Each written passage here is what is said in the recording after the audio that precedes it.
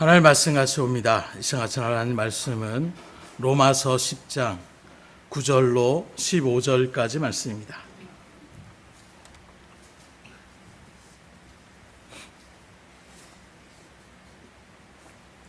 로마서 10장 9절로 15절까지 말씀 제가 봉독해 올려드리도록 하겠습니다. 내가 만일 내 입으로 예수를 주로 시인하며 또 하나님께서 그를 죽은 자 가운데서 살리신 것을 내 마음에 믿으면 구원을 받으리라. 사람이 마음으로 믿어 의에 이르고 입으로 시인하여 구원에 이르느니라. 성경에 이르되 누구든지 그를 믿는 자는 부끄러움을 당하지 아니하리라 하니 유대인이나 헬라인이나 차별이 없음이라. 한 분이신 주께서 모든 사람의 주가 되사 그를 부르는 모든 사람에게 부요하시도다. 누구든지 그의 이름을 부르는 자는 구원을 받으리라. 그런즉 그들이 믿지 아니하는 일을 어찌 부르리요? 듣지도 못한 일을 어찌 믿으리요? 전파하는 자가 없이 어찌 들으리요? 보내심을 받지 아니하였으면 어찌 전파하리요? 기록된 바 아름답도다 좋은 소식을 전하는 자들의 발이여 함과 같으니라. 맥주감사를 맞이해서 또 상반기에 주신 하나님의 은혜를 다시금 생각하시고 또 주의 일들 가운데 감사함으로 이 자리에 계신 여러분들 모두에게 하나님의 놀라운 은혜가 충만히 임하기를 주임으로 축원합니다. 더불어 하반기도 하나님께서 인도하여 주셨던 것처럼 올 한 해도 주의 뜻 가운데서 믿음으로 계속해서 승리하며 나갈 수 있는 은혜의 한 해가 될 수 있게 해달라고 기도하시고 또 주의 일들 가운데 확증하시며 믿음의 길을 온전히 이뤄나가실 수 있기를 주임으로 축복합니다. 우리가 삶을 살아가는 일들 가운데에 행복함을 다 추구하며 살아갑니다. 이런 일들 속에서 과연 누가 가장 행복한 사람일까? 돈이 많은 사람일까?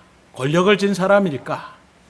여러 가지 일들 가운데 우리가 바라보지만 우리는 성경적인 일들 가운데에 그것을 또한 바라볼 수 있어야 되는 믿음의 성도로서 하나님의 말씀의 성경의 인물들을 살펴보면 가장 행복했던 사람들이 누구냐? 살아계신 하나님께 쓰임받았던 사람들이 정말로 행복한 사람이었음을 우리가 깨달을 수가 있다는 것입니다. 왜냐하면 그런 사람들은 자신이 해야 될 일이 무엇인지를 분명하게 알고 살아갔기 때문에 하나님이 그를 지켜주시고 보호하시고 그 모든 일들을 감당해 나갈 수 있는 지혜와 능력까지도 더하여 주시더라는 거예요. 곧 하나님 안에 거하는 것이 가장 복된 삶인데 그 맡겨진 사명을 온전하게 생각하고 그 뜻을 받들어 나아가는 그 영혼들을 하나님이 절대로 놓치지 않고 이끌어가는 것을 바라볼 때에 하나님 앞에 붙잡힌 바 된, 다시 말하면 맡겨진 사명을 온전히 감당해 나가는 사람이 정말로 복된 사람이었다. 오늘 우리들에게도 마찬가지예요. 하나님이 여러분들을 왜 이 땅 가운데 보내셨습니까? 왜 많고 많은 사람들 가운데 여러분들을 구원의 백성으로 불러주시고 삼아주셨습니까? 그것은 이 세상 가운데 잘 먹고 잘 놀다가 오라고 보내주신 것이 아니에요. 할 일이 있기 때문에 보내주신 것입니다. 불러주신 것입니다. 아무 의미 없이 그냥 우리를 보내주신 것이 아니라, 불러주신 것이 아니라 우리를 보내셨을 때, 우리를 불러주셨을 때에 그 하나님의 뜻 가운데에 우리에게 뜻하시고자 하는 분명한 할 일이 있기 때문임을 우리가 분명히 알아야 되는데, 그렇기 때문에 우리에게 부여하신 이 사명은 우리의 생명보다도 소중하다라고 얘기할 수가 있는 거예요.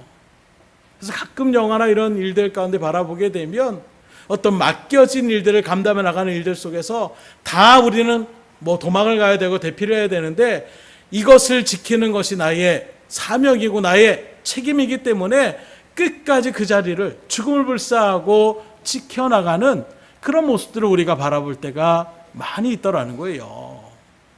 이런 일들을 일찍이 사도 바울은 주님 앞에 부름받아 되어져서 내가 지금까지 행할 일이 하나님의 뜻대로 사는 줄 알았는데 오히려 하나님의 뜻을 거스르는 일들 가운데에 나는 이제 꼼짝없이 저주받은 인생일 수밖에 없겠구나. 그런 자신을 오히려 주님께서 이방인을 위한 사명을 부여하여 주신 거예요. 그 은혜가 너무나도 컸기 때문에 이제 죽을 수밖에 없는 나의 인생을 하나님이 어찌 보면 제 2의 인생으로 주님 앞에 열심으로 충성해 나갈 수 있는 기회를 다시금 허락하여 주셨다는 이 마음 가운데에 그의 참 믿음의 고백이 사도행전 20장 24절에 이렇게 고백합니다.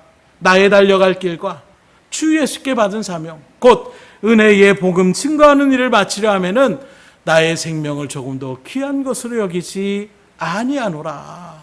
그래서 주에 맡겨진 이 사명을 감당하는 일들 가운데에 내 생명까지도 내가 내어놓는 각오로 주에 맡겨진 사명을 감당하겠노라고 분명하게 믿음으로 고백하며 나가고 있는 거예요. 왜 이런 일이 있냐면 이제 당신 예루살렘에 올라가면 죽습니다.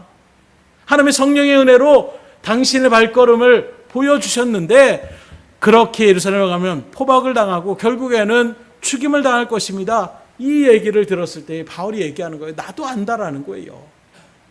올라가면 이 일들 가운데 내가 이제 이 세상의 육신의 죽음을 맞이한다라는 것을 바울도 하나님의 뜻 가운데서 알았습니다.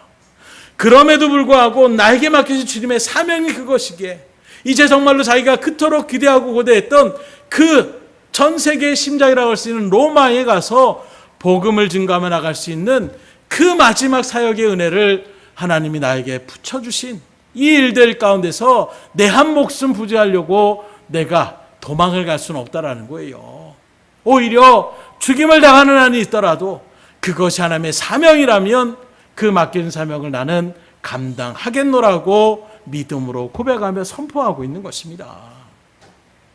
이런 바울의 고백이 오늘 저놈들의 고백이 될 수 있기를 주임으로 축복합니다. 저도 주의 일들 가운데서 선교에 대한 어떤 선교사님들의 여러 가지 간증이나 또 사역의 일들을 바라보면서 정말로 주의 일들을 감당하는 사역자의 길은 이렇게 해야 될 것이다 라는 것을 말씀을 통해서 확 저에게 와닿았던 것이 바로 이 바울의 고백 사도행전 20장 24절의 말씀.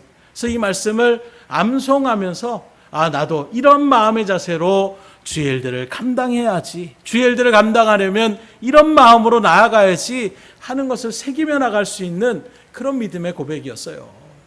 오늘 저 여러분들도 하나님 앞에 서두에 말씀드린 것처럼 다 하나님의 할 일이 있어서 부름받은 주의 귀한 일꾼들임을 여러분들이 모르시면 안 돼요. 그 일들 가운데서 이건 해도 되고 안 해도 되고 이 정도의 마음이 아니라 나의 생명을 걸 수 있는 그런 믿음의 자세로 우리가 주의 일들을 감당해야 할 때에 하나님이 얼마나 기뻐하시겠어요. 그렇다면 오늘 우리 모두가 목숨을 걸어야 될 사명이 바로 무엇이냐? 바울의 고백 가운데 나오는 것처럼 복음을 위하여 목숨을 걸라고 얘기하고 있는 거예요. 복음 증거하는 일들에 생명을 걸라고 이야기하고 있는 것입니다. 그러면 왜? 다른 것도 아니라 복음을 전하는 것이 뭘 그렇게 대단한 것이기에 그 복음을 위하여 우리가 목숨까지 걸어야 될 그런 사명이라고 얘기할 수가 있을까? 오늘 우리에게 주신 성경 말씀의 본문을 바라보게 되면 그 이유를 우리에게 증거하고 있는데 먼저 왜 이 복음이 중요하느냐? 왜 복음 증거하는 것이 그렇게 중요하느냐? 바로 예수님을 믿어야 하나님의 백성이 될 수 있기 때문이라고 얘기하고 있어요. 사람들이 생각할 때에 하늘나라 천국에 가는 것은 굉장히 어렵게 생각하시는 분들이 의외로 많이 있더라고요. 그런데 천국 백성이 되는 것은 하나님의 말씀 가운데 비춰보면 어려운 것이 절대로 아닙니다. 어찌 보면 세상에서 가장 쉬운 진리가 바로 천국 가는 구원의 진리라고 얘기할 수가 있는데 오늘 본문의 9절로 10절의 말씀을 다시 한번 말아보십시오. 내가 만일 내 입으로 예수를 주로 시인하며 또 하나님께서 그를 죽은 자 가운데서 살리신 것을 내 마음에 믿으면 구원을 받으리라. 사람이 마음으로 믿어 의에 이르고 입으로 시인하여 구원에 이르느니라. 여기에 바라보니까 구원에 대한 방법론을 얘기하고 있어요. 어떻게 하면 구원받을 수 있느냐? 입으로 시인하고 마음으로 믿으면 구원을 받는다라고 이야기하고 있는 것입니다. 나 예수님 믿습니다. 내 예수님이 나의 구원자 되심을 믿습니다. 입으로 시인하고 그걸 내 마음 가운데 의심치 않고 그대로 그것을 믿음으로 새기면 구원의 자리 가운데 설 수 있다라고 말씀하고 있어요. 그러니 이보다 더 쉬운 것이 어디 있겠습니까? 그러면 하늘나라 가는 것, 영원한 영생을 누리는 삶이고 부족함이 없이 그 일들 가운데에 자유함을 누리는 친정한 은혜의 자리, 그 나라에 가는데 이 세상에서도 뭔가 복지가 잘 돼 있고 또 그 일들 가운데 세계적으로 그런 힘이 있는, 특별히 가장 쉬운 예로 미국의 시민권을 그렇게 얻으려고 한다는 것이 결코 쉽지 않아요. 그런데 의외로 그 영주권을 받는 일들 가운데 까다로운데 쉬운 방법이 또 있더라고요. 그게 바로 무엇이냐? 거기 그 나라에서, 그 땅에서 아이가 태어나면 그 아이는 자동적으로 그 나라의 시민권을 취득할 수 있다는 거예요. 그렇게 다른 곳에 가려면 너무나도 힘든데 정작 그 일들 가운데, 그리고 새롭게 또 알게 된 사실이 무엇이냐? 미국에 지금 우리나라에 미군들이 와서 주둔하고 있는 그런 지역들이 있잖아요. 쉽게 말하면 군사시설 가운데 있는데 그 안에서 아이를 낳아도 그 땅은 지역적으로 보면 대한민국 땅이지만 미군이 거주하기 때문에 미국인 땅으로 그렇게 대사관처럼 인정되어져서 거기서 만약에 면회를 갔다가 이렇게 가다가 아이가 태어나게 되면 그 아이도 미국의 영주권을 얻을 수 있다라는, 깜짝 놀랐어요. 어려울 수밖에 없는 그 일들이 또 쉬운 방법이 있는 것처럼 오히려 우리가 하나님의 천국 백성이 되는 것, 그 일들이 우리의 생각에는 그 영생의 자리 가운데 가는데 그걸 갖다가 그냥 얻을 수 있을까? 이렇게 생각할 수 있는데 오히려 주님은 우리에게 뭐라고 얘기하고 있습니까?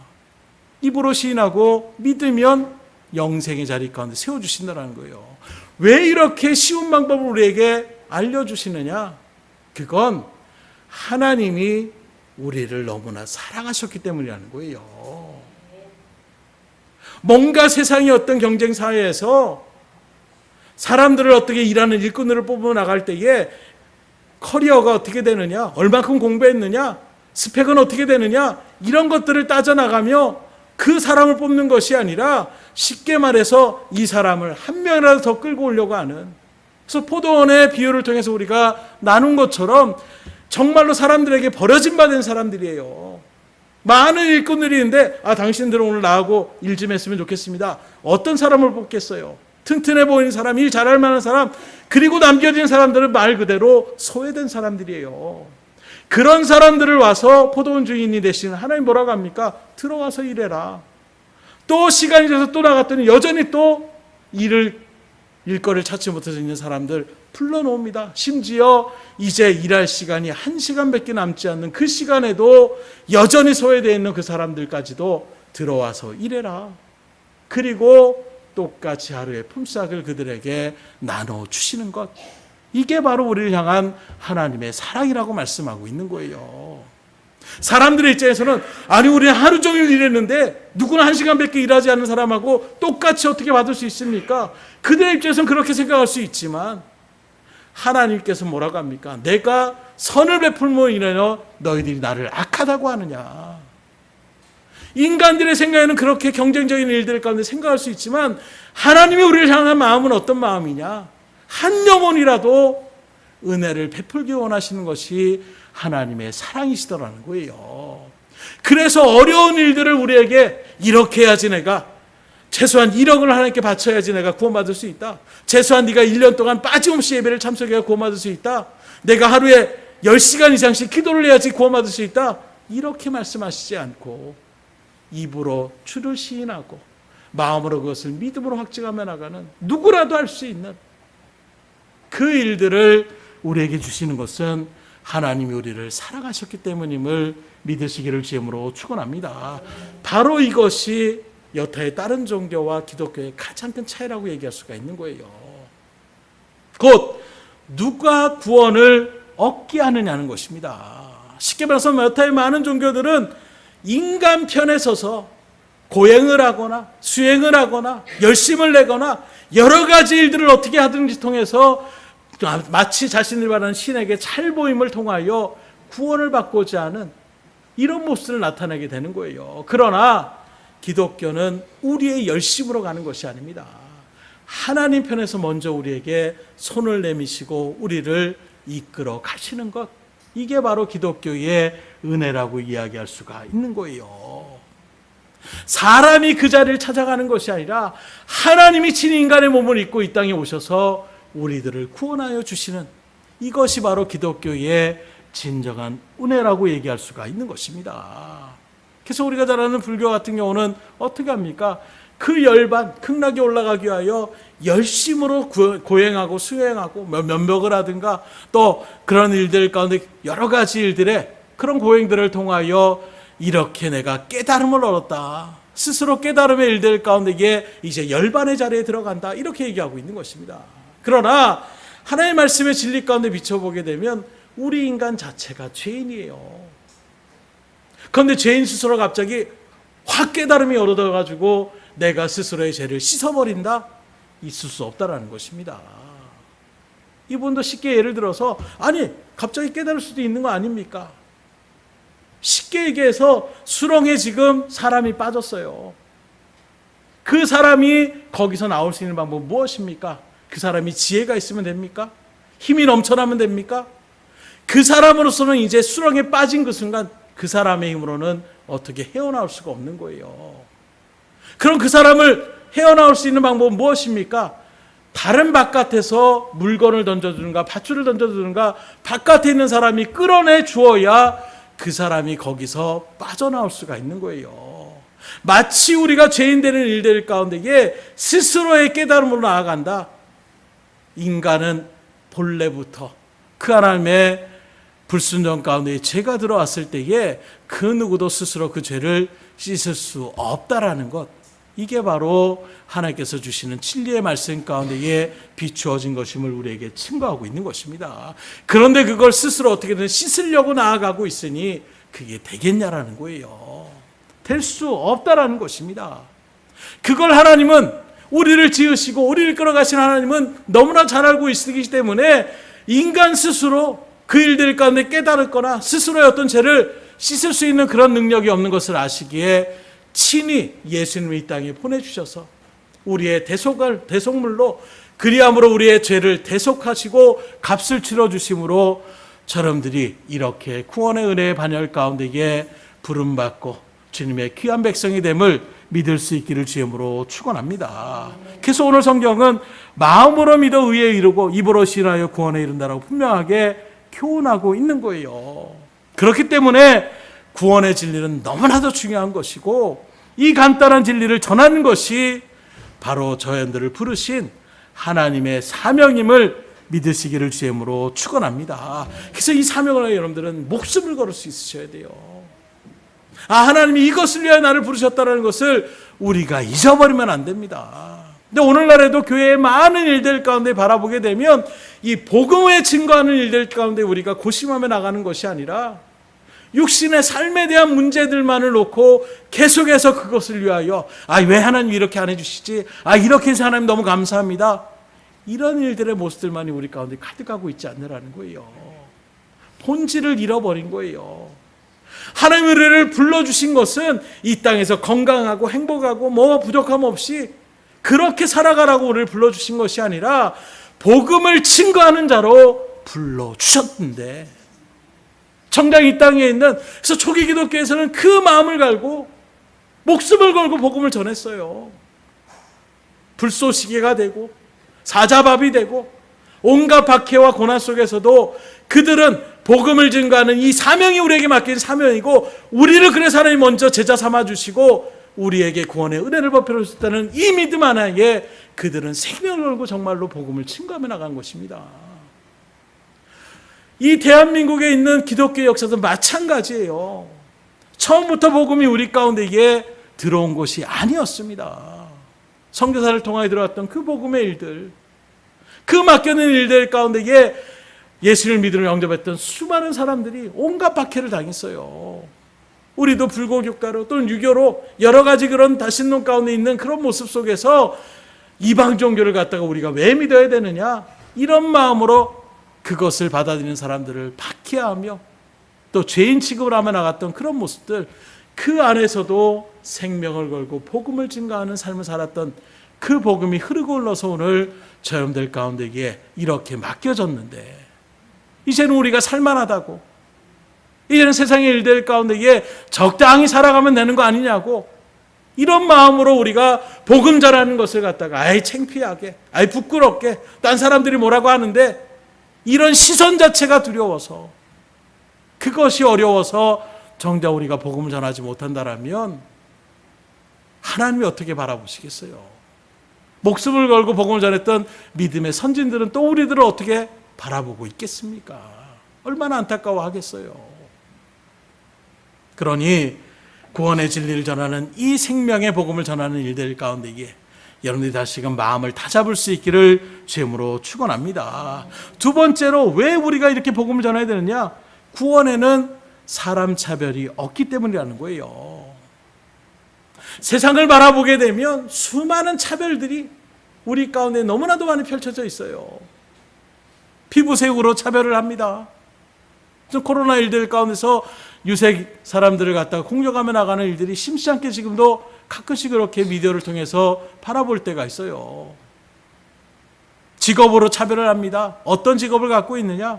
혈통으로 차별합니다. 심지어는 출신이 어디냐? 어디 지역에 태어났느냐? 이런 것들로도 차별을 합니다. 남녀를 차별하고 학벌을 차별하며 나가는 이 세상의 모습들을 우리가 부인할 수 없을 거예요. 이런 세상과 달리 하나님은 우리를 구원함에 있어서 너 어디 지역 사람이야? 너 얼마큼 배웠어? 너는 얼마나 세상에서 좋은 일을 했어? 이런 걸로 차별하시지 않더라는 거예요. 오늘 11절로 13절까지의 말씀입니다. 성경에 이르되 누구든지 그를 믿는 자는 부끄러움을 당하지 아니하리라 하니 유대인이나 헬라인이나 차별이 없음이라. 한 분이신 주께서 모든 사람의 주가 되사 그를 부르는 모든 사람에게 부여하시도다. 누구든지 주의 이름을 부르는 자는 구원을 받으리라. 명확하게 우리에게 말씀하고 있잖아요. 유대인이나 헬라인이나 차별하지 않는다. 구원에 있어서는 누구라도 하나님 앞에 나오는 자는 하나님이 구원을 받게 하신다라고 말씀하고 있으니, 그런 여러분들이 이 사람은 안 돼, 저 사람은 안 돼, 차별할 필요 없어요. 누구든지 복음을 전하고 우리는 다시 전할 뿐이고, 그 사람이 그것을 믿으려고 그리고 입으로 시인하는 것은 그 사람의 몫이고, 아니 하나님께서 그에게 은혜를 주시는 것은 하나님께 달려 있는 거예요. 단지 우리에게 주시는 은혜의 상급을 위하여 여러분들에게 복음을 증가하고 우리에게 말씀하고 있는 거예요. 너 얼마큼 전했어? 너 몇 명 구원했냐? 이렇게 물어보시는 것이 아니에요. 내가 너에게 전하라고 했던 그 맡겨진 사명을 마음에 품고 정말로 한 영혼 한 영혼을 정말로 소중히 여기면서 그들에게 구원의 이 복된 소식을 전했느냐 전하지 않았느냐, 이건 주님께서 물어보실 거예요. 그러나 네가 전해서 몇 명 교회에 나오게 했느냐, 몇 명 구원했느냐, 이건 하나님께서 물어보시지 않아요.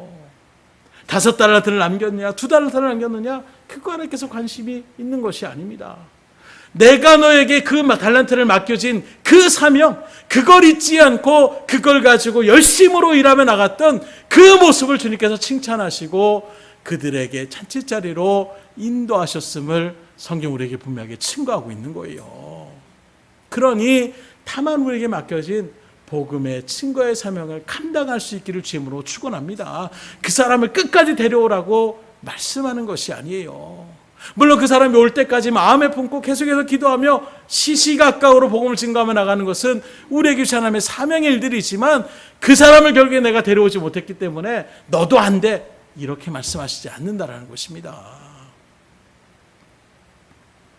특별히 이런 일들 가운데 하나님은 차별하지 않는다고 분명하게 말씀하고 있는데, 여전히 사람들은 하나님이 사람을 차별하고 있다, 이렇게 생각하며 나가는 사람들이 있더라는 거예요. 그 대표적인 사람들이 바로 하나님께 택함 받았다는 선민의식 가운데 있는 유대인들이었습니다. 그래서 유대인들은 우리만 선택받았기 때문에 우리만 구원받는다, 이 마음으로 다른 여러 사람들, 다른 민족들을 사람 취급도 하지 않는 그냥 죽을 인생들, 저주받은 인생으로 그렇게 바라봤던 것이 유대인들의 시선이었다는 거예요. 그러나 구약의 하나님의 말씀도 잘 살펴보게 되면 하나님의 역사는 유대인들에게만 국한된 것이 아님을 분명하게 우리에게 증거하고 있어요. 이방인들에도 얼마든지 구원의 역사를 이루어 나가시는 것입니다. 그 대표적인 예로 예수님의 그 거룩하신 족보에도 이방 여인들이 거기에 나열되어 있는 것을 바라보게 돼요. 곧 모압 여인이었던 룻이 바로 그 다윗의 혈통 가운데에 연결되어지는, 아니 그 정도면 괜찮습니다. 아, 이방 여자구나. 심지어 우리가 여호수아의 사건 가운데 바라보십시오. 라합이라는 여인은 기생이었어요. 쉽게 말하면 몸으로 어떻게 그 일들 가운데 먹고 살아가는 그런 여인이었다는 것입니다. 그런 여인이 예수님의 촉보에 올라갔다라는 것, 그런 여인이 그 여리고성이 무너지는 하나님의 심판의 일들 가운데에 유일하게 구원받는 복된 사람으로 기록되어지는 것은 결코 하나님께서 우연히 기록한 것이, 우연히 일어난 사건이 아님을 우리에게 증거하고 있고, 보다 확실한 것은 요나서의 일들 가운데 나타나는 니느웨 성을 하나님이 심판하시다고 말씀하고 있습니다. 이 일들 가운데, 선민사장 가운데 쓰는 이 요나는 생각하는 거예요. 아, 우리만 구원하셔야 되는데 혹시 하나님이 저들도, 우리를 괴롭히는 저 민족을 용서해 주진 않을까, 이런 마음이 있어서 아이고 난 그 일에 쓰임받기는 싫다. 그러면서 하나님의 명령인 그 명령을 거스리고 다른 곳으로 방향을 틀려갔는데 하나님이 결국에는 끌어가시는 거예요.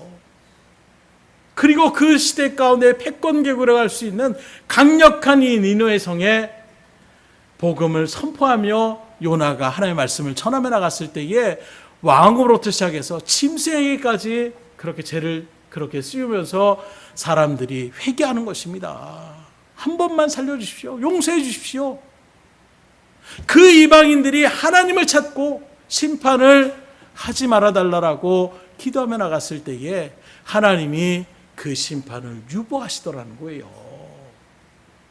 바로 이것을 통하여 하나님의 구원은 이스라엘 백성들에게만 국한된 것이 아니라 믿음으로 하나님을 영접하며 나아가는 모든 사람에게 구원의 길을 열어놓으셨음을 우리에게 분명하게 증거하고 있는 것입니다. 그렇기 때문에 구원의 일들 가운데서 차득은 있을 수 없어요. 남자이기 때문에, 여자이기 때문에, 나이가 많기 때문에, 나이가 적기 때문에, 잘 많이 배웠기 때문에, 적게 배웠기 때문에 이런 것들의 차등이 없는 것입니다.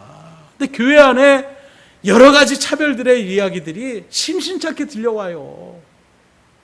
교회 안에서 파당을 나누고, 교회 안에서 어떤 지역 출신이냐, 어느 직업을 갖고 있느냐, 하나님의 말씀은 차별이 없다라고 얘기하고 있는데 정작 그런 믿음의 공동체로 같은 하나님의 나라와 복음을 전하는 일들 가운데 모여야 되는 그 공동체에서 사람들을 서로 차등하며 나아가고 있는 이런 모습들, 그런 교회가 교회에 대한 모습을 나타내고 있냐라는 거예요.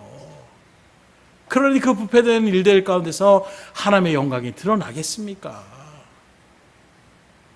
이런 일들 속에서 다른 누구를 탓하는 것이 아니라 그 속에서도 믿음을 지켜나갔던 엘리야처럼, 그리고 그 엘리야와 같이 여전히 우상에게 절을 하지 않으며 믿음을 지켜나갔던 7,000명의 하나님의 기도의 용사들처럼 여러분들이 바로 이 시대 가운데에 믿음을 지켜나갈 수 있기를 주임으로 축원합니다. 그래서 주의 일들 가운데서 우리 민족도 바라보세요. 본래 우리 민족은 지금 뭐 10손가락 안에 드는 최강대국, 경제적으로, 정치적으로, 군사적으로 정말로 대단한 나라입니다. 그런데 사실 130년 전 복음이 이 땅 가운데 들어오기 전만 하더라도 세국전층으로 인하는 그런 여러 가지 일들 가운데 과학적으로나 여러 가지 삶적으로나 말 그대로 세계 수많은 나라 가운데 최소의 그런 빈소국으로 가난한 나라 중에 하나가 바로 우리 민족이었어요. 또 6.25의 전란이나 임진왜란이나 이런 일제강점기 가운데에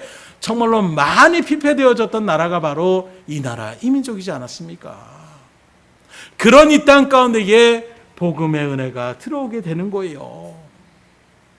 그리고 하나님의 말씀 앞에서 그 말씀을 앞세워 나가는 믿음의 실천한 가운데에 하나님의 놀라운 역사의 은혜로 이렇게 하나님의 놀라운 정말 세계의 손가락에 드는 그런 경제대국으로 세워주셨음을 믿을 수 있기를 주임으로 축원합니다.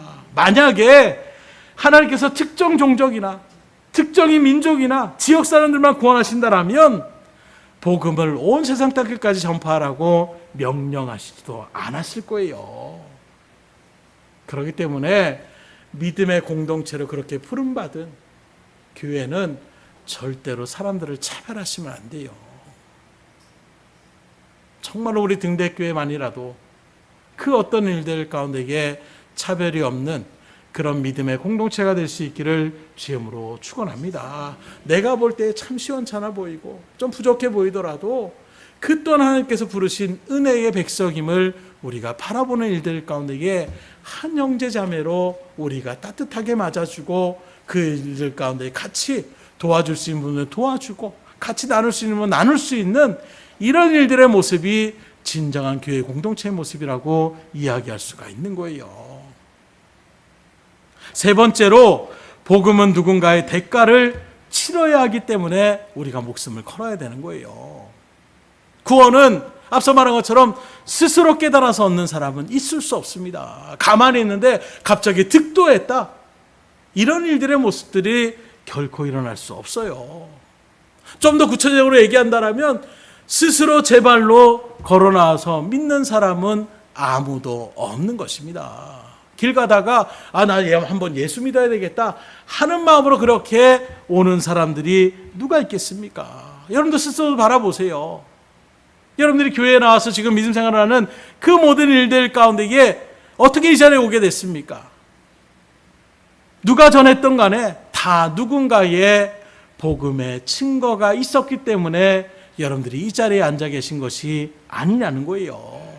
어떤 분은 아내에게 또는 남편에게 하나님의 말씀을 듣고 교회에 나오게 되고 또 자녀들에게 또 친구 따라서 이런저런 이유로 또는 길 가다간 사람은 어떤 복음에 절하는 그런 일들 가운데서 어쨌든 전하는 사람이 있어야 듣는 사람이 있는 것이고 들을 수 있는 것이고 그러기에 우리가 믿음으로 나아갈 수 있음을 우리에게 분명하게 친구하고 있는 거예요.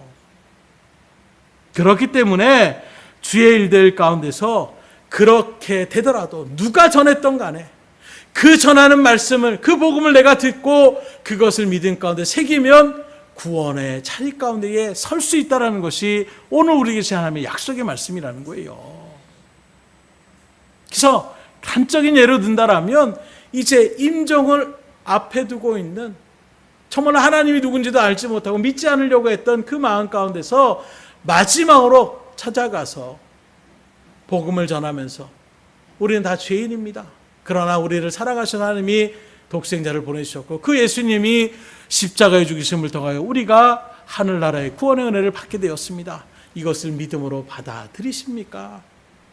아주 짧지만 강력하게 복음의 메시지를 전하며 나갔을 때에 인생을 그렇게 예수님을 모르며 살아갔던 그 인생이 마지막 그 임종의 순간에 그 복음을 지시하고 정말로 내가 죄인이구나 하는 마음 가운데에 그리고 그 복음의 일들 가운데 내가 예수님을 나의 구주로 믿습니다 고백한다라면 이분은 죽었을 때에 천국에 가겠습니까? 지옥에 가겠습니까? 천국에 들어감을 말씀을 통해 우리가 확증할 수 있는 거예요. 그래서 실질적으로 예수님이 십자가의 사역을 감당하며 나갔을 때에 예수님의 좌우편에 강도 2명이 그렇게 매달려 있었다고 얘기하고 있어요. 한편의 강도는 끝까지 예수님을 저주합니다. 그리고 핀잔을 합니다. 지금이라도 나도 구원해달라. 나 고통스럽다. 그럼 내가 믿겠다. 이런 식으로 비아냥거리며 나아가는 그 강도와 달리 한편의 강도는 왜 그렇게 말을 하느냐. 너와 나는 우리가 행한 그 나쁜 일, 그 죄악 때문에 이 자리에 매달려 있지만 저분은 그런 분이 아니다. 그러면서 주님이 올라가실 때 나를 기억해 주십시오. 감히 구원해달라고도 고백하지 못하고 그러나 분명하게 구원의 그 일들 가운데 온 것을 마음으로 그렇게 받아들여서 고백하며 나갔을 때에 주님께서 뭐라고 합니까? 오늘 내가 나와 함께 낙원에 있으리라. 하나님의 나라에 같이 데리고 가셨다라고 말씀하고 있는 거예요. 오늘 말씀에도 주의 일들 가운데에 그것을 분명하게 약속하고 있지 않습니까? 입으로 시인하고 마음으로 믿으면 누구든지 구원받는다라고 우리에게 증거하고 있잖아요. 잠깐 그거 듣고선 믿는다고 했는데요. 그건 하나님 편에 달려 있는 거예요. 그 사람이 정말로 믿는지 안 믿는지, 오늘도 이 자리 가운데 있는 여러분들이 정말로 믿음의 자리 가운데 서 있는지 안 서 있는지 그건 저도 모릅니다. 누구도 판단할 수 없어요. 그건 하나님께 달려 있는 것입니다. 다만 우리가 정말로 말씀 가운데 비춰서 내가 입으로 시인하고 마음으로 확증하며 믿는 그 믿음의 자리 가운데 있다라면 의심하지 마십시오. 여러분들이 정말로 그렇게 입으로 시인하고 마음으로 믿었다라면 여러분들은 다 하나님의 구원의 백성이 됨을 믿으시기를 주임으로 축원합니다. 그게 믿음이라는 거예요. 너무 쉬워서 우리가 그 일들 가운데 그렇게 되겠어? 이런 불신앙을 사단은 계속해서 우리에게 어떻게 해서든지 구원의 자리 가운데 서지 못하도록 우리를 괴롭힐 것입니다. 그때에 중요한 것이 이 말씀인 거예요. 내가 마음으로 확증하고 입으로 시인하기 때문에 나는 구원의 참 백성이다라는 분명한 믿음의 확증의 자리 가운데에 설 수 있게 하는 것, 그게 바로 약속의 말씀인 거예요. 그 세상에서도 우리가 바라볼 때에 계약을 하거나 집을 사거나 여러 가지 차를 구매하거나 할 때에 뭘 씁니까? 계약서라는 걸 다 쓰잖아요. 그런 일들 가운데 몇 년이 지나고 났을 때에 그거 우리가 그렇게 한 것 같지 않습니다. 우리 건물을 이렇게 빌려줄 때 이런 일들은 우리가 생각하지 않았습니다. 그때 그것을 갖다가 확증하는 것이 무엇입니까? 이전에 기록했던 계약서를 딱 바라볼 때에 거기에 나오는 세부 사항을 통하여 여기에 이렇게 제시되고 있지 않습니까? 그러면 거기에 빼도 박도 못하는 거예요. 그대로 법은 집행해야 돼 있는 것입니다. 왜 이 말씀하냐면 약속의 말씀이 그래서 중요한 것이에요.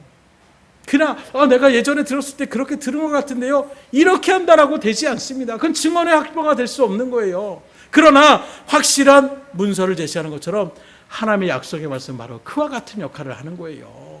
주님의 약속의 말씀이 이렇게 기록되어져 있는데 제가 이렇게 지금 나아가고 있습니다. 그러니 저는 구원의 백성이 아닙니까? 분명하게 우리가 선포하며 나갈 수가 있는 거예요.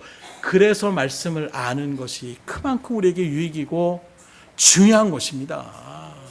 그냥 듣는 것으로 우리가 만족하는 것이 아니라 저물어 주의 말씀을 묵상하는 자리 가운데 이게 우리가 설 수가 있어야 되는 거예요. 이렇게 얘기한다라면 어떤 지혜로운 분들은 이렇게 생각할 거예요. 내가 이 세상에서 하고 싶은 거 다 하고 있다가 마지막 그 순간에 그 강도처럼 나도 나 이제 예수님 정말로 믿습니다. 정말로 진심으로 고백하고 내가 천국 가야지. 제가 어렸을 때 그런 생각 참 많이 했었어요. 그냥 하고 싶은 거 다 하고 있다가 마지막에 또 그 순간에는 천국 가야지.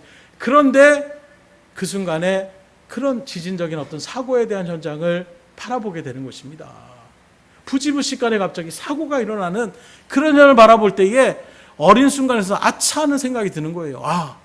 죽음을 내가 미리 내가 2023년도 7월 4일날 그렇게 죽는다 한다라면 3일날까지만 안 놓고 놀다가 4일날 때 가지고 정말로 하나님 앞에 기도하면서 교회 나와가지고 열심히로 기도해서 이제는 천국 가면 이러면 얼마나 좋겠어요. 그런데 우리의 미래를 누구도 예측할 수 없더라는 거예요. 또 만약에 그런 일들 속에서 내가 병이 걸려서 이제 서서히 죽어가는구나, 그 시점부터 내가 하나님 앞에 회개하고 노력해서 나아가면 되겠지, 이런 마음이 있었는데 그렇게 악소리도 하지 못하고 한순간에 매몰되어져서 생을 마감하는 그런 순간이 일어날 때도 있다는 거예요. 어떻게 될지 모르는 것이 우리의 인생인데 그때 돼서 내가 하나님 앞에 나 정말 하나님 믿습니다, 그때 늦는다는 거예요. 그래서 우리가 주의 일들 가운데 있을 때에는 먼저 내가 언제 죽을지 모르는 그런 인생이기 때문에, 연약한 인생이기 때문에 항상 준비하는 심령으로 그렇게 살아가는 것이 우리의 믿음의 발걸음이 되셔야 되는 거예요. 그래서 달란트에 비해서도 마찬가지입니다. 언제 주인이 다시 올지 몰라요. 언제 계수하는 날이 올지 모릅니다. 그러나 그 일들 가운데서 5달란트와 2달란트 받는 사람은 늘 그렇게 준비된 심령으로 한 나라 한 나라 삶 가운데에 그렇게 살아갔을 때에 주님이 왔을 때 그들은 주여 나에게 이만큼 맡겼는데 보십시오, 내가 이만큼 남겼습니다. 그때의 즐거움으로 나갈 수가 있는 거예요. 둘째로 믿는 것으로 우리의 구원은 완성되지만 상급은 또 그와 별개로 우리의 행함의 그 일들을 통하여 하나님께서 상급을 주신다라고 또한 약속해 주셨기 때문이라는 거예요. 그래서 계시록 2장 10절에도 바라보게 되면 죽도록 충성하라. 그리하면 내가 생명의 면류관을 내게 주리라.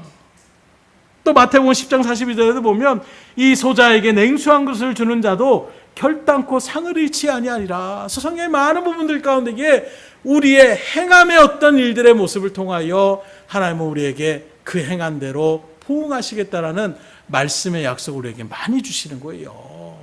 그러니 복음을 증거하는 이 맡겨진 사명을 잘 감당할 수 있기를 주님으로 축원합니다. 그래서 우리가 이런 말씀을 들었기 때문에 어떻게 복음의 진리를 이제 우리가 들어야 됩니까? 최선을 다해서 듣게 하셔야 되는 거예요.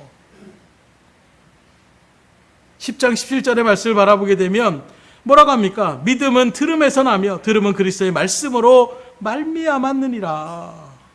믿음은 어디서 난다고요? 들음에서 난다라고 얘기하고 있어요. 일단 들어야 믿음이 생긴다라는 것입니다. 그 들을 수 있는 자리 가운데 여러분들이 설 수 있어야 된다라는 거예요. 나는 우리 가족이 믿지 않아서 갔는데 너 왜 나를 믿지 않았느냐? 누구도 나한테 그 얘기 한 적이 없는데요. 야, 네 남편이 교회 다니고 있지 않았어? 네 아내가 교회 다니고 있지 않았냐? 나한테 그런 얘기 한 적이 없는데요. 이렇게 반응한다면 어떻게 되겠어요? 그러게 여러분들이 복음을 전할 수 있으셔야 돼요. 최선을 다하여 복음을 나타낼 수 있어야 되는 것입니다. 그런 일들 가운데서 이 세상 누구든지 들어야 되는, 믿을 수 있는 것이고 믿어야 구원을 받을 수 있기 때문에 복음을 전파해야 될 이 사명은 우리에게 너무나도 중요한 사명이라고 이야기할 수가 있는 거예요. 이런 말씀을 드려도 그런다라고 누가 구원을 받겠느냐 의심하지 마시고 오늘 이 약속의 말씀, 우리에게 분명하게 명시된 이 하나님의 진리의 말씀을 붙잡고 여러분들이 전하는 그 복음을 통하여 한 영혼이 살아난다라면 그거보다 귀한 일들이 어디 있겠어요. 세상에서도 열차에 어떤 기다리다가 사람 따라서 그 사람 구원할 때에도 얼마나 선한 사람으로, 또 차가 불이 나는데 거기에 들어가서 그 사람을 먼저 끄집어냈을 때에도 얼마나 사람들이 선인이라고 그렇게 인정을 해줍니까? 여러분들이 복음을 전하며 나가는 일들이 마치 그와 같은 일이라고 한다라면 여러분들에게 하나님이 불구덩이에 무조건 들어가서 사람 생려놔야 된다. 너 그래야 구원받을 수 있다. 철길 다니고 있다가 누구라도 떨어지면 그 사람 끄집어내야 된다. 네가 죽는 날에서 그래야지 너 구원받을 수 있다. 이렇게 한다고 하더라도 정말 그것이 생명의 구원의 자리 가운데 있는다라면 우리가 눈을 부르려면서도 그렇게 찾아다녀야 되지 않겠어요. 그런데 여러분들이 그저 예수님 믿고 구원받으세요. 예수님 믿어야 여러분들 천국 갈 수 있습니다. 이 말 한마디를 여러분들이 전할 때마다 마치 철길에 떨어지는 그 생명을 구원하는 것처럼, 불구덩이에 있는 그 영혼을 끄집어내는 것처럼 그 영혼을 살리는 사역이라고 한다라면 여러분들에게 맡겨진 이 귀한 사명을 감당하셔야 되겠어요? 그냥 나 몰라라 하셔야 되겠어요? 사람들이 지금 불구덩이에 조금 있으면 차가 타고 죽을 수도 있는데 이거 어떻게 그냥 구경만 하다가 있으면 어떻게 되겠습니까? 물론 어쩔 수 없는 상황이라고 얘기할 수도 있겠지만 주변에 있는 사람들에게 그 일들 가운데, 근데 우리가 바라볼 때 그런 사람들 있잖아요. 집에 왔더니 불이 막 번져 있습니다. 봤더니 내 집이에요. 그 안에 내 자녀가 있습니다. 열이면 열 가운데에 모든 그 부모들이 불구덩으로 뛰어 들어가더라고요. 왜요? 내 생명과도 같은 자녀들이 있잖아요. 거기에 내 아버지가 계십니다. 거기에 내 부모님이 계십니다. 불구덩이라고 하더라도 사람이 막 제지를 하는데도 어떻게든 들어가려고 하는, 왜 그렇습니까? 들어가면 나도 죽을 수 있어요. 그럼에도 불구하고 그 사람에 대한 내 마음의 사랑이 간절하면 그 안에서 사람이 불타 죽을 수 있다는 그 마음 가운데서 어쩔 수 없네 하고 이렇게 포기하는 사람이라고 한다면 누가 보더라도 온전한 사람을 얘기하지 못할 것입니다. 오늘 여러분들이 그와 같은 자리 가운데 지금 섰다라고 생각해 보세요.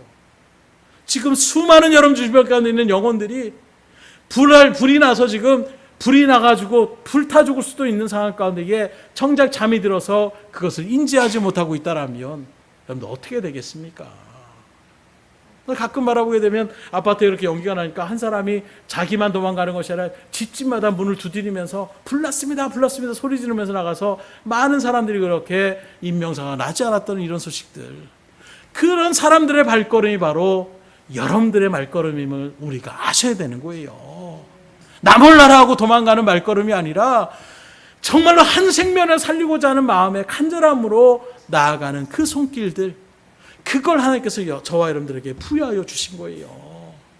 지금 사람들이 지옥불로 향해 나가고 있는데 그 일들 가운데 그들에게 경고의 메시지를 전해서 들으면 그 일들 가운데 구원의 자리에 있고, 들어도 아이 뭔 소리야 아무렇지도 않은데 그건 그 사람의 몫이라고 말씀하고 있어요. 그것까지는 내가 책임질 수가 없습니다.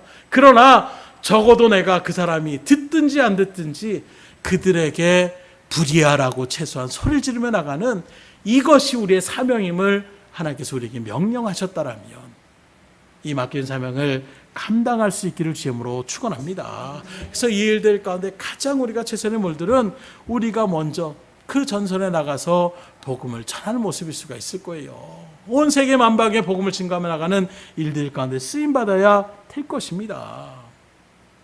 말씀드린 것처럼 우리나라도 마찬가지로 우리나라 스스로 복음을 받아들인 것이 아니에요. 외국에 있는 수많은 선교사들이 이 땅 가운데 왔는데, 루비 캔들이라는 여성 선교사는 25살의 처녀의 몸으로 선교의 삶을 가지고 이 대한민국, 이 조선 땅으로 태평양을 건너서 왔습니다.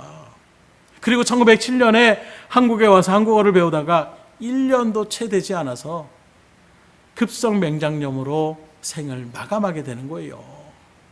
복음을 어떻게 제대로 전하지도 못하고 쉽게 말하면 그렇게 이국 땅에서 생을 마감하게 되는 것입니다. 그런데 얼마나 안타깝게 생각했겠어요. 또는 실패된 인생이라고 또는 사람들의 많은 시선들이 있었을지 모릅니다. 그런데 그가 자기 부모에게 보낸 편지가 공개되었는데 그 내용 가운데 이런 글귀가 있었다는 거예요. 내게 1000개의 생명이 주어질지라도 나는 그 모든 생명을 조선을 위해 바치겠습니다. 정말로 자기의 생명을 내어놓을 것 같은 각오를 가지고 이 조선 땅에 복음을 증거하며 나가려고 했던 그 정말로 선교사의 그 뜨거운 마음을 받아들일 때에 정말로 심장이 뛰지 않을 수가 없는 거예요. 그 핏값으로. 그래서 제가 늘 말씀드리는 이 대한민국도 수많은 믿음의 핏값으로 됐다는 것이 이런 말씀인 것입니다. 그 한 영혼 한 영혼들이 어쨌든 간에 복음을 증거하려는 그 생명을 걸고 나가는 그 선교의 사역의 일들 가운데에 저 여러분들이 이 자리에 이렇게 앉아서 하나님의 말씀을 자유롭게 들을 수가 있는 것이고, 주의 일들 가운데 믿음으로 섬김의 자리에 나아갈 수가 있게 됐다라는 거예요. 그러므로 저러분들도 어떻게든지 복음을 전할 수 있으셔야 돼요. 가장 좋은 것은 내가 직접 가서 전하는 것이 최고입니다. 복음을 전할 목적으로 가는 거예요.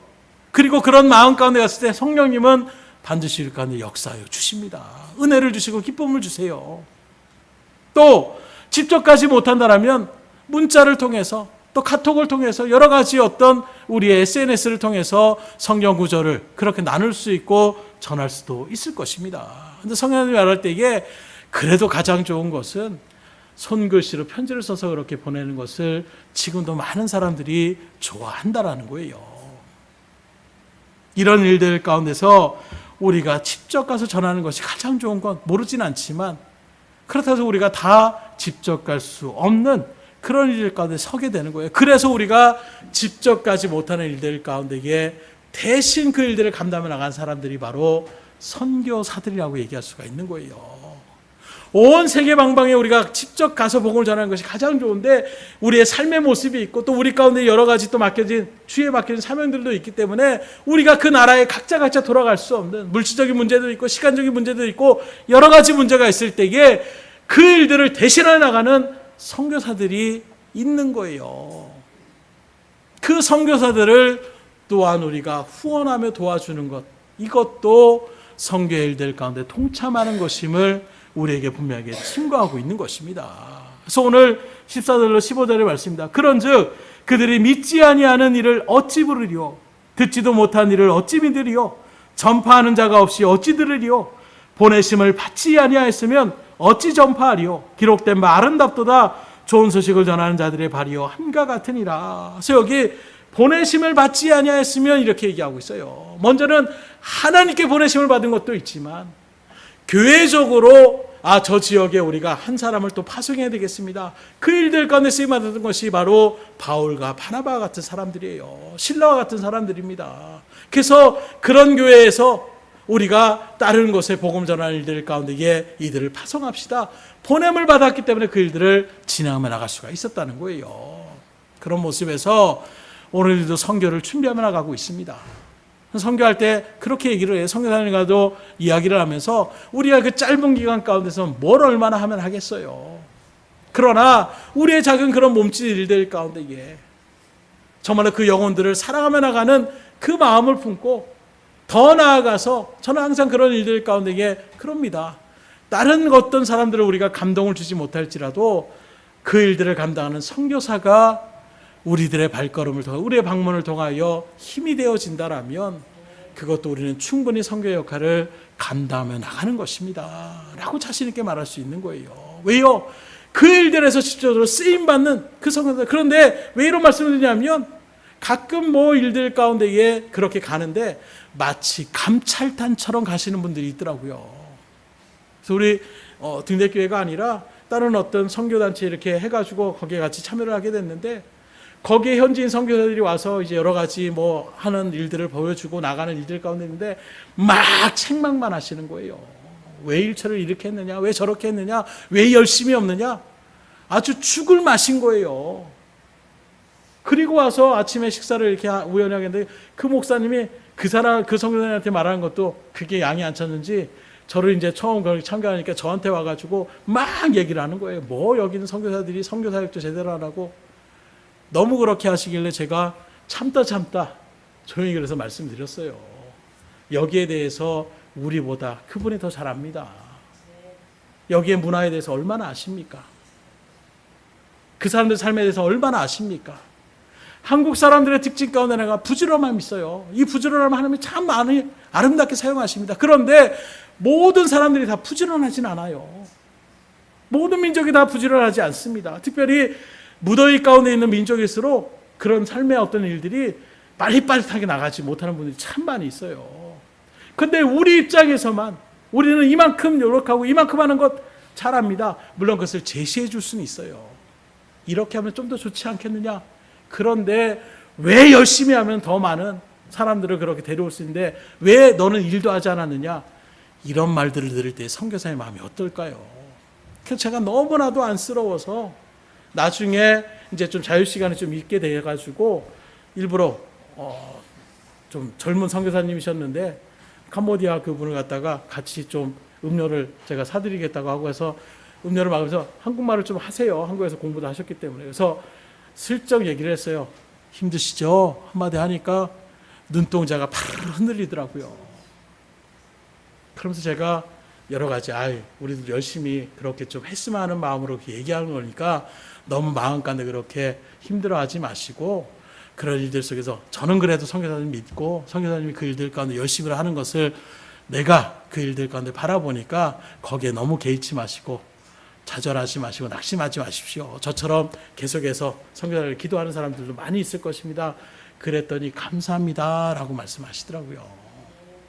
그러니까 주일들을 감당하는 사람들에게 가장 좋은 것은 뭐 물질적인 우리가 재정 지원도 필요할 분들도 분명히 있을 거예요. 그러나 우리가 직접 가는 일들의 모습들은 저는 그거라고 생각해요. 선교사님들에게 우리가 여전히 그 선교사님들을 생각하고 기도할 것이며 또 재정적으로 우리가 후원할 수 있는 일들이 있다면 후원할 수 있는 일들 가운데 통참할 것입니다는 그 마음으로 나아가는 일들 가운데서 다시금 힘을 낼 수 있는 이런 역할의 모습들이 우리가 가는 선교의 역할이지 않는가. 그런 일들 속에서 지속하지 못하는 여러분들도 그래서 여러분들이 같이 기도로 준비하셔야 되는 것이고 또 우리가 또 주의 일들 가운데 도와줄 수 있는 부분들이 있다면 같이 동참해서 그런 일들 가운데에 같이 쓰임받을 수 있는 은혜가 있기를 주임으로 축복합니다. 말씀을 드립니다. 지금 여러분들은 무엇에 목숨을 걸고 나가고 있습니까? 여러분들의 비전입니까? 여러분들의 꿈입니까? 행복입니까? 물질입니까? 명예입니까? 그 모든 것들이 우리를 진정한 행복의 자리로 이끌어갈 수가 없습니다. 오히려 오늘 주신 말씀을 통해 우리가 깨닫는 것은 우리에게 가장 귀한 사명은 그 어떤 것도 우선이 되는 것은 생명을 살리는 사역임을 우리에게 분명히 증거하고 있어요. 한 영혼을 구원의 자리 가운데 인도하는 것, 이것만큼 복된 일이 어디 있겠습니까? 이 일을 위하여 여러분들이 부름받았다는 것을 마음에 분명히 새기시고, 어떻게 하면 내가 한 영혼을 복음을 전하는 일들 가운데 쓰임받을 수 있을까? 기도하면서 준비해 보세요. 반드시 하나님께서 그런 사람들을 붙여주실 것이고, 이전에 내가 생각하지 못했는데 그런 사람들이 눈에 띄실 때가 있을 거예요. 그때 담대히 다시금 성령의 은혜 가운데 담대함을 주시옵소서. 기도하시고 말씀을 증거해 보세요. 주님의 귀한 역사 일들 가운데에 쓰임받는 그 기쁨은 이루 말할 수가 없는 것입니다. 역으로 그런 사명이 있음에도 불구하고 지금 사람이 살려달라고 손을 내밀고 있는데 모르는 척하고 우리가 오히려 문을 닫아 걸고 귀를 막아버리면 어떻게 되겠어요? 하나님 우리에게 말씀하십니다. 그렇게 영혼을 살릴 일 가운데에 알면서도 전하지 않는다. 그것은 앞에 큰 죄임을 우리에게 증거하고 있어요. 그 핏값을 우리에게 묻겠다라고까지 얘기하고 있습니다. 너 왜 살릴 수 있는데 안 살려줬냐? 이렇게 하나님께서 책망하시겠다라는 거예요. 그러니 2000년 전 주님도 저 여러분들을 위하여 십자가에 내어주기까지 그 일들을 기쁨으로 감당하셨다는 말씀하고 있습니다. 그 은혜로 여러분들이 구원의 백성이 된 것을 믿음으로 확증하십니까? 정말로 그렇다면 오늘 우리에게 맡겨진 이 복음의 증거의 사명을 위하여 여러분들이 최선을 다하여 발걸음을 나갈 수 있기를 주님으로 축원합니다. 이제 상반기가 지났어요. 이제 하반기에 접어들게 됩니다. 상반기 동안 우리가 전하지 못했습니까? 아니요. 우리가 영혼을 교회로 데리고 오지 못하는 것, 이거 물어보는 것이 아니에요. 여러분들이 한반기 동안 복음을 전하셨습니까? 전하지 않았습니까? 만약에 상반기 동안 누구에게도 내가 복음을 전하지 못했다라면 하반기 동안에는 다시금 이 사명을 불태우고 한 영혼 한 영혼에게 복음을 전하며 제시하며 나갈 수 있는 이 믿음의 일들 가운데에 쓰임받기를 소망하시고 또 그렇게 살아갈 수 있기를 주님으로 축원합니다. 기도하겠습니다.